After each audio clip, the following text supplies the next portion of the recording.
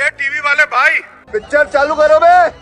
ये प्रियंका गांधी जी को भी याद रखना चाहिए, चाहे आपका भूतकाल हो चाहे आपका वर्तमान हो, आप सब लोग चाहे ईवीएम हो या चाहे कागज पे लिखा हो, जब आप लोगों के चरित्र में जो है किसी तरह की मर्यादा नहीं है। तुम्हें कैसे पता चला? मैं तो नई हूँ, जनता की प्रतिनिधि हूँ, कलाकार तो नहीं हूँ। क्या कर लोगे? इसीलिए मैं भी सदन के सामने कुछ तथ्य रखना चाहती हूँ, लेकिन सिर्फ तथ्य के रूप में रखना चाहती हूँ।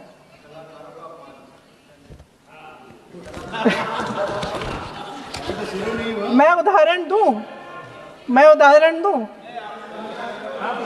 दे देती हूँ। सर मांग रहे हैं सर वंदे मातरम के बारे में, वंदे मातरम की जो सालगिरह पे आपने एक बड़ा कार्यक्रम आयोजित किया था, उसमें प्रधानमंत्री जी ने भाषण दिया। अभी पता चला। उसमें उन्होंने कहा कि 1896 में पहली बार गुरुदेव रविंद्रनाथ टैगोर ने ये गीत एक अधिवेशन में गाया। उन्होंने ये नहीं बताया कि कौन सा अधिवेशन था। महासभा, हिंदू महासभा का अधिवेशन था, आरएसएस का अधिवेशन था। वाह मोदी जी, वाह वाह वाह। किस बात से कतरा रहे थे कि ये कांग्रेस का अधिवेशन था। और उदाहरण दूं कि मैं अपना भाषण जारी रखूं। और जहां तक जवाहरलाल नेहरू जी की बात है, जितनी देर हमारे प्रधानमंत्री, देश के प्रधानमंत्री रहे हैं, 12 साल हो गए हैं, लगभग उतने ही सालों के लिए जवाहरलाल नेहरू जी जेल में रहे। क्या? नहीं, ये नहीं हो सकता। किस लिए? इस देश की आजादी के लिए। उसके बाद 17 साल के लिए प्रधानमंत्री रहे। आप बड़ी आलोचना करते हैं इनकी, लेकिन अगर इन्होंने इसरो नहीं बनाया होता तो आज आपका मंगलयान नहीं होता। अगर डीआरडीओ नहीं बनाया होता तो तेजस नहीं बनता। अगर आईआईटी और आईआईएम नहीं बनाए होते तो हम आज आईटी में आगे नहीं होते।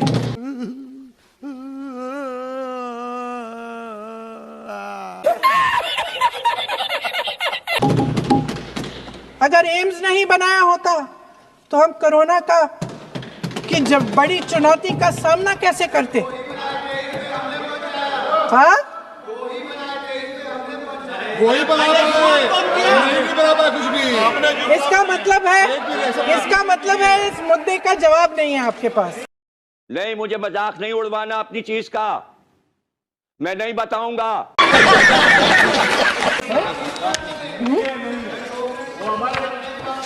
अगर इन्होंने BHEL, गेल, सेल, भाखड़ा नंगल ये सब नहीं बनाया होता जो आप सब बेच रहे हैं, तो ये विकसित भारत कैसे बनता? और मत कहिए बाकी। पंडित जवाहरलाल नेहरू इस देश के लिए जिए। सुन लीजिए, बेच लो यार, और बाकी भी बेच देंगे। पंडित जवाहरलाल नेहरू इस देश के लिए जिए और देश की सेवा करते करते उन्होंने दम तोड़ा।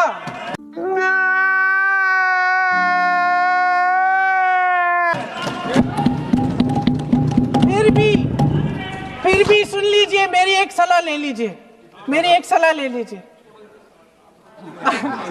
सर मैं आपको आपके माध्यम से सलाह दे रहे हैं, हम छोड़ना नहीं। सर मैं आपके माध्यम से एक सलाह दे देती हूँ। हमारे प्रधानमंत्री महोदय 12 सालों से इस सदन में हैं, मैं मात्र 12 महीनों से हूँ। फिर भी छोटी सी सलाह है। मैं कुछ बोल ही नहीं सकता। उन्होंने अभी हाल ही में चुनाव था, कुछ महीनों पहले उन्होंने एक सूची निकाली थी कि विपक्षी दलों ने और विपक्ष के नेताओं ने कितने अपमान किए हैं इनके, और उसमें शायद 90-99 ऐसे उन्होंने अपमानों की सूची बनाई थी। तो मैं उनको एक छोटी सलाह देना चाहती हूँ कि नेहरू जी से जितनी भी शिकायतें हैं, जितनी भी गलतियां उन्होंने की आपके जहन में, जितनी भी गालियां देनी है, जितना भी अपमान करना है, उसकी भी एक सूची बना दीजिए। नहीं, बात खत्म नहीं है। 999 अपमान, 9,999 अपमान, सूची बना दीजिए। तो लेने के देने पड़ गए। और फिर हम एक समय निर्धारित करते हैं, जैसे हमने 10 घंटे आज वंदे मातरम पर हमने बहस किया है ना, उस तरह से हम अध्यक्ष महोदय जी से पूछेंगे, एक समय निर्धारित करेंगे, 10 घंटे, 20 घंटे, 40 घंटे, जितने घंटों में आपकी ये शिकायत पूरी हो जाए, माननीय सदस्य आप शांत हो जाए और हम बीच में ना बहस कर लेंगे। लेकिन इस सदन का कीमती समय, जिसके लिए हमें यहाँ पे जनता ने भेजा है, जैसे हमें जनता की समस्याओं को हल करने के लिए चर्चा करनी चाहिए, इस्तेमाल करना चाहिए, उसको एसी के लिए इस्तेमाल करिए। उसके बाद जैसे अंग्रेजी में कहते हैं ना, जैसे अंग्रेजी में कहते हैं कि once and for all let's close the chapter. once more close कर लीजिए, देश सुन लेगा क्या क्या शिकायतें हैं, किसने क्या किया, इंदिरा जी ने क्या किया, राजीव जी ने क्या किया, परिवारवाद क्या होता है, नेहरू जी ने कौन सी गलतियां की, सुना लीजिए, फिर खत्म। उसके बाद बेरोजगारी, महंगाई, महिलाओं की समस्याएं, जो पीएमओ में हो रहा है उसकी बातें, उसकी चर्चा, जो बैटिंग ऐप के बारे में हो रहा है पीएमओ के अंदर, आप माननीय सदस्य प्लीज जो एफस्टीन फाइलों में आपके मंत्री महोदय के नाम निकल आए हैं, माननीय उसकी चर्चा करेंगे। आप डूबती नैया को बचाने आए हैं, बचाओ ताली।